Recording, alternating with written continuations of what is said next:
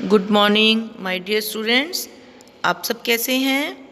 मुझे उम्मीद है आप सब स्वस्थ एवं खुश होंगे क्योंकि आपका मनपसंद त्यौहार दिवाली आने वाला है। तो बच्चों, आप सब बहुत खुशी खुशी और सेफली दिवाली मनाएंगे और बड़ों का कहना मानेंगे।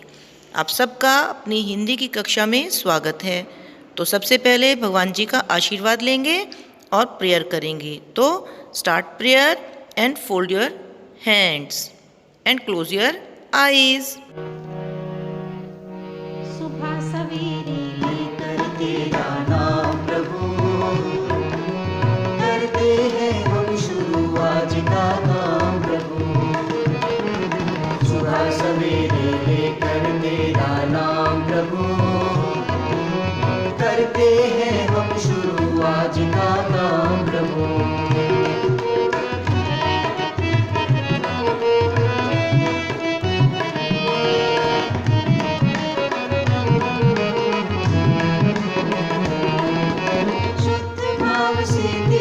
ध्यान लगाए हम, विद्या का वरदान तुम्हीं से पाए हम। शुद्ध भाव से तेरा ध्यान लगाए हम, विद्या का वरदान तुम्हीं से पाए हम। विद्या का वरदान तुम्हीं से पाए हम। तुम्हीं से है आगाज तुम्हीं अंजाम प्रभु, करते हैं हम शुरू आज का काम प्रभु। सुबह सवेरे लेकर तेरा नाम प्रभु, करते हैं हम शुरू आज का काम प्रभु। करते हैं हम शुरू आज का काम प्रभु। करते हैं हम शुरू आज का काम प्रभु।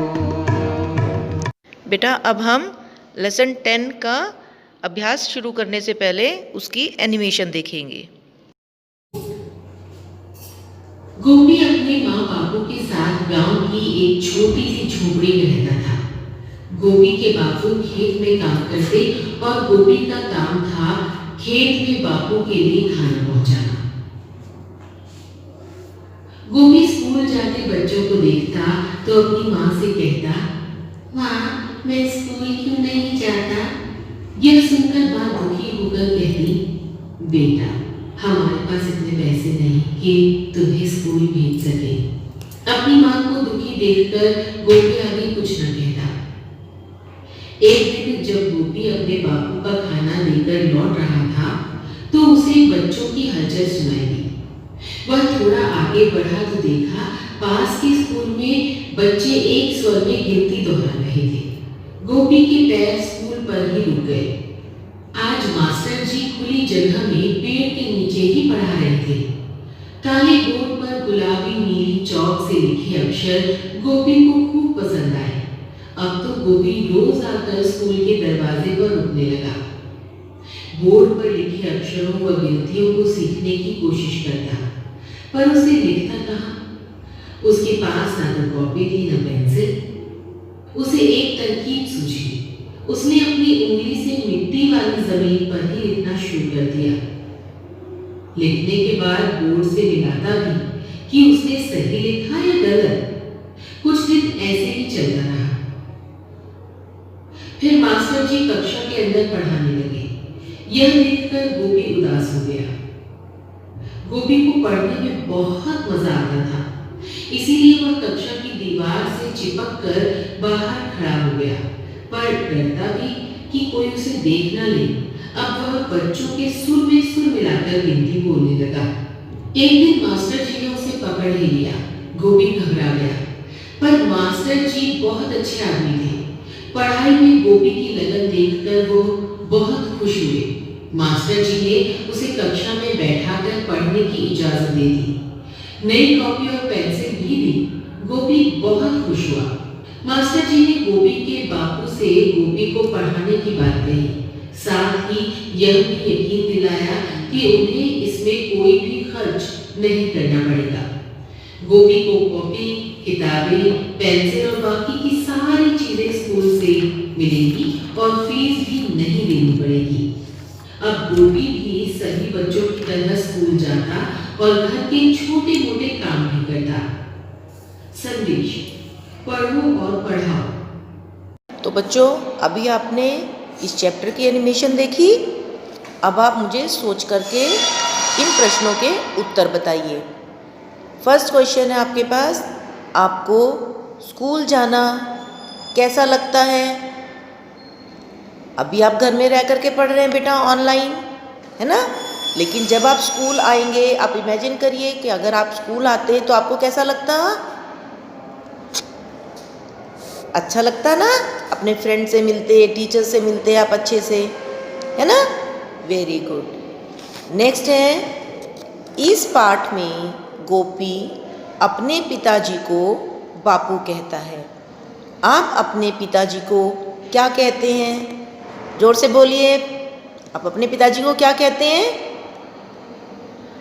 पापा भी कहते हो, पिताजी भी कहते हैं, डैड भी कहते हो, है ना? Very nice. नेक्स्ट है बेटा, मास्टर जी ने गोपी की मदद कैसे की? क्या मदद की थी मास्टर जी ने? क्लास में बैठने की इजाज़त दी और पेंसिल दी, कॉपी दी, है ना? उसे लिखने के लिए पेंसिल दी। तो ये मास्टर जी ने गोपी की हेल्प की थी। Very nice. अब आप इन फिल इन द ब्लैंक्स को, क्वेश्चन नंबर 1 को बेटा ध्यान से देख लीजिए, फिर हम इसको इसकी आंसर की दिखाएंगे। इसमें आपके पास वर्ड्स दिए हुए हैं और फिल इन द ब्लैंक्स दिए हुए हैं। सही फिलअप में कौन सा शब्द आपको लिखना है, आपको वही बताना है।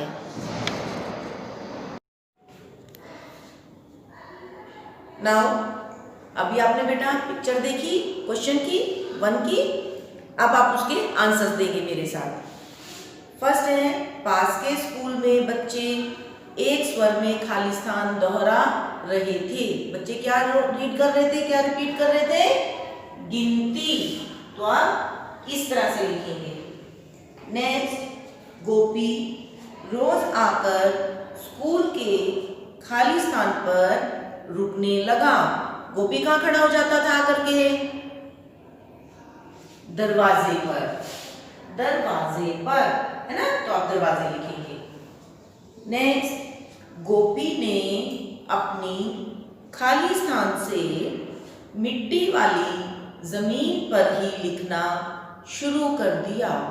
गोपी के पास पेंसिल नहीं थी, है ना? और वो किस चीज से लिखता था फिर मिट्टी के ऊपर? अपनी उंगली से।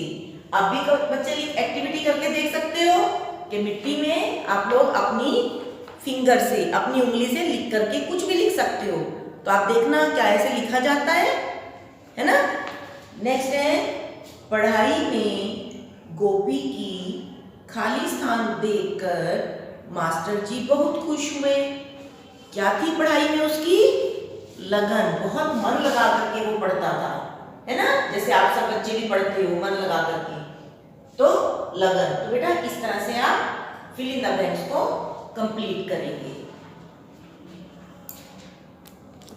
क्वेश्चन नंबर 2 में बेटा आपके पास क्वेश्चंस दिए गए हैं और आपको इन प्रश्नों का उत्तर जो है वो 1 वर्ड देना है। ध्यान से प्रश्नों को देखिए, फिर आप आंसर की से टैली करेंगे। अभी बेटा आपने सेकंड क्वेश्चन देखा। इसमें आपके पास कुछ क्वेश्चंस दिए गए हैं और आपको उनके 1 वर्ड आंसर देने हैं, है ना? फर्स्ट क्वेश्चन का आंसर आप देंगे, गोपी के बापू कहाँ काम करते थे? बापू मीन्स उसकी गोपी के फादर, है ना? कहाँ काम करते थे? खेत में। कहाँ काम करते थे? खेत में। गोपी को किसमें बहुत मजा आता था? गोपी को क्या काम करने में सबसे ज्यादा मजा आता था? बताइए जल्दी से। पढ़ने में, है ना? उसकी पढ़ाई में बहुत ज्यादा लगन थी। नेक्स्ट है, मास्टर जी कैसे आदमी थे? कैसे आदमी थे मास्टर जी? अच्छे। क्यों अच्छे थे? क्योंकि उन्होंने गोपी की मदद भी की थी पढ़ाई में, है ना? उन्हें पेंसिल दी, कॉपी दी, बुक दिया, पढ़ने में उसे क्लास में बैठने की परमिशन भी दी। तो मास्टर जी कैसे आदमी थे? अच्छे। अब बेटा now come to the next page, page number 64। इसमें आपके पास बेटा प्रश्न दिए गए हैं। आप प्रश्नों के उत्तर अभी लिखने नहीं है बेटा, आप सिर्फ मुझे बोल करके आंसर्स देंगे पहले, ठीक है। फर्स्ट क्वेश्चन है, गोपी स्कूल क्यों नहीं जाता था? किस कारण से नहीं जा पाता था वो? शाबाश, क्योंकि उनके पास स्कूल की फीस देने के लिए पैसे नहीं थे, है ना। कॉपी और पेंसिल के बिना गोपी ने कैसे लिखना सीखा? कैसे लिखता था वो सबसे पहले? जब तक उसे मास्टर जी ने कॉपी पेंसिल नहीं दी थी तब तक वो कैसे लिखता था? शाबाश, मिट्टी के ऊपर उंगली से, है ना। नेक्स्ट क्वेश्चन आपके पास है, मास्टर जी ने गोपी के पिताजी को क्या यकीन दिलाया? क्या बोला था उन्होंने पिताजी को? कि अब गोपी की फीस आपको नहीं देनी पड़ेगी और ना ही उसकी कॉपी किताब पेंसिल के लिए उन्हें पैसा खर्चना होगा। सिर्फ गोपी को क्या करना है? स्कूल भेजना है पढ़ने के लिए। तो बच्चों अब आप बताएंगे, पेंसिल ना होने पर गोपी मिट्टी वाली ज़मीन पर उंगली से लिखता था। तो अब आप सोच समझ कर बताएंगे कि पेंसिल के अलावा और किसकी चीज़ से लिखा जा सकता है? बताइए जल्दी से, आप किसकी चीज़ से लिख सकते हो? पेन से, शाबाश, और चौक से, वेरी नाइस, कलम से शाई लगा करके, है ना, वेरी गुड। अब आप कल्पना कीजिए बेटा, यदि गोपी जैसा कोई बच्चा आपको मिले जो पढ़ना चाहता है, उसकी मदद के लिए आप क्या करेंगे? आप हेल्प कर सकते हो उसकी? किस किस तरह से बताइए। अगर आप पैसे दे सकते हैं उसकी स्कूल की फ़ीस के तो आप वो भी दे सकते हो, और पेंसिल, इरेज़र, शॉर्पनर, है ना, ये सब लिख करके, बुक्स वगैरह दिलवा करके, और बताइए जल्दी से। आप बेटा उसे खुद पढ़ा करके भी उसकी हेल्प कर सकते हैं, है ना। जितना आपको आता है आप उसे पढ़ा सकते हो, है ना। आप भी पढ़े लिखते हो, आप अच्छे से पढ़ते हो, मन लगा करके पढ़ते हो, तो आप उसकी हेल्प खुद पढ़ा करके भी कर सकते हो। अब बेटा ये पिक देखिए, इसमें आपके पास कुछ वाक्य दिए गए हैं और आपको उन वाक्यों में विशेषण शब्दों को सर्कल करना है और क्रिया शब्दों पर अंडरलाइन करना है। ध्यान से वाक्य पढ़ लीजिए, फिर हम आपकी आंसर की शो करेंगे। अभी आपने पिक देखी, इसमें हम विशेषण शब्दों को सर्कल करेंगे और क्रिया शब्दों को अंडरलाइन करेंगे, ठीक है। मैं सेंटेंसेस पढ़ूंगी बेटा, आप लोग ध्यान से देखिएगा। फर्स्ट आपके पास एग्जाम्पल दिया गया है, गोपी छोटी सी झोपड़ी में रहता था। झोपड़ी कैसी क्या चीज़ है बेटा? पहले आप बताइए झोपड़ी क्या है? संज्ञा शब्द। क्यों? क्योंकि यह एक जगह का नाम है। और झोपड़ी कैसी थी? छोटी सी। और झोपड़ी की क्वालिटी बताई आपने, है ना, गुण बताया आपने, झोपड़ी कैसी थी। तो छोटी सी क्या हुआ? विशेषण शब्द हुआ, है ना, सर्कल किया हुआ आपके पास। उसके बाद रहता था, रहना, रहता था क्या हुआ? क्रिया। अभी आपको बेटा पिछली वीडियो में सिखाया गया था कि क्रिया शब्द किसे कहते हैं? काम वाले शब्दों को, किसी भी काम को, है ना। तो रहना क्या है? काम है एक, तो ये क्रिया शब्द हुआ। नेक्स्ट सेंटेंस है, गुलाबी नीली चौक से गिनती लिखो। पहले आप मुझे सबसे पहले बताएंगे बेटा इसमें संज्ञा शब्द कौन सा है? कौन सा है संज्ञा शब्द? चौक, क्योंकि यह एक वस्तु का नाम है। और वस्तु की क्वालिटी कौन सी बताई आपने? क्वालिटी बताते हैं ना विशेषण में, तो गुलाबी और नीली। चौक का रंग बताया आपने कि गुलाबी और नीली। चौक से गिनती लिखी। कौन सा काम किया? गिनती को लिखने का। तो क्रिया क्या हुई? लिखी। ठीक है, आप बेटा इन वाले वर्ड्स को अंडरलाइन करेंगे और विशेषण शब्दों को सर्कल करेंगे आप। नेक्स्ट है, काले बोर्ड पर अक्षर चमक रहे थे। अब इसमें संज्ञा शब्द कौन सा हुआ? बोर्ड वस्तु का नाम है ना। और बोर्ड कैसा रंग है? कैसे रंग का है? काले रंग का। तो विशेषता क्या हुई उसकी? काले। संज्ञा की विशेषता आपने यही बताई, काले रंग पर क्या हो रहा था? चमक रहे थे। लास्ट है, मास्टर जी ने नई कॉपी और पेंसिल दी। तो संज्ञा शब्द कौन से हैं? कॉपी और पेंसिल। विशेषण क्या हुआ? नई। और क्रिया शब्द क्या हुआ? दी, देना, है ना। मास्टर जी ने कौन सा काम किया? देने का काम किया। तो क्रिया और विशेषण को बेटा आप इसी तरह से सर्कल और अंडरलाइन करेंगे। अब बेटा ये पिक देखिए, इसमें आपके पास पेज नंबर 65 पर ये क्वेश्चन दिया गया है 2। इसमें आपके पास आपको गुलाबी और नीली जैसे एग्जाम्पल दिया गया है, बीच में इन दोनों के और लगा करके क्वेश्चन को पूरा करना है। इसी तरह से आप बाकी शब्दों को भी, कॉपी, किताब, बाकी क्वेश्चंस को भी आप कंप्लीट करेंगे। हाँ जी बेटा, अभी आपने पिक देखी, इसमें आपके पास एक एग्जाम्पल दिया गया बेटा। जैसे हम बेटा दो वर्ड्स के बीच में डैश लगाते हैं, ऐसे लगाते हैं ना, आपने देखा भी एक छोटी सी लाइन, उसमें हम उसका क्या अर्थ होता है? और जब हम दो वस्तुओं के बारे में बताते हैं तो हम बीच में दो और लगाते हैं। तो आप देखिए, जैसे गुलाबी डैश नीली, आपके पास एग्जाम्पल दिया हुआ था, और उसकी जगह क्या हो सकता था?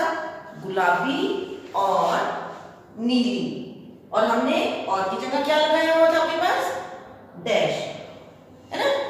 तो अब आप इस तरह से बाकी भी देखेंगे एग्जाम्पल, कॉपी डैश किताब, तो हम उसकी जगह क्या लिख सकते हैं?